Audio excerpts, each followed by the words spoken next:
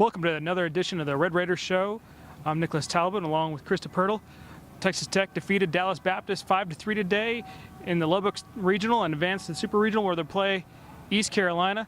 Krista, what really broke down, even though it went 7 games this regional long, came down to pitching today, Ryan Mosley and Hayden Howard.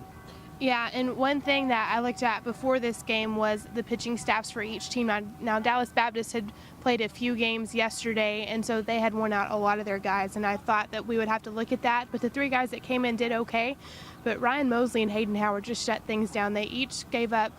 Ryan Mosley gave up 1 run, and Hayden Howard gave up a 2-run home run. But after that, you just saw the emotion from those guys after strikeouts, after big timeouts. These guys were all in, and they were the ones to give the ball to today. Yeah, Tadlock said he had a tough decision last night.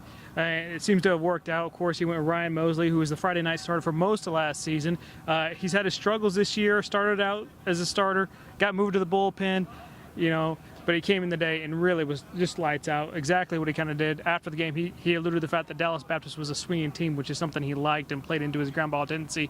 10 of the 13 outs he made in this game from the ground balls, 2 double plays, which the defense, Krista, really looked good today. The defense played its little tail off today.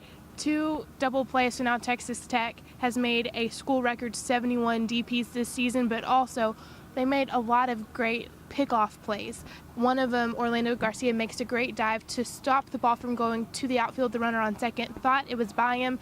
Not so fast, my friend. Orlando Garcia then chases him down, throws it to Michael Davis, who gets the tag out. And then Hayden Howard, the pickoff machine, gets another one. After he gets the one against New Mexico to end that game and give Tech the victory, he gets another one, runners on first and second. He catches the guy on first, leaning a little too far to second base, throws the ball to Gutierrez. Gut chases him down for a second, throws the ball to Orlando Garcia, makes the tag out. So while the pitching was great, the defense made clutch plays to secure this win. And of course, pitching and defense is great. Big time. But you got to score some runs. Orlando Garcia provided that today. Had a couple hits. He doubled twice. Once he chose right field. Once he decided to choose left field. The first time he drove in a run, I think it was Michael Davis who walked on that play, and then the second time drove in a pair of runs, which broke the tie, gave the Red Raiders that 5-3 cushion that Hayden Howard really needed. Yes, and Steven Smith also.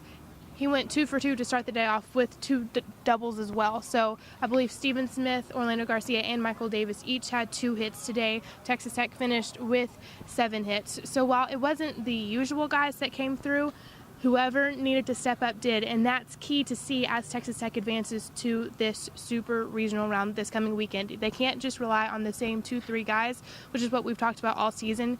They've got 9 guys who can get things done, and that was shown throughout this regional. All right, and they'll need that depth against East Carolina, who they're going to host back here. We haven't got game times yet, but that'll be announced shortly probably. Join us back on redraiders.com. We'll give all the highlights to you. We'll get those times for you.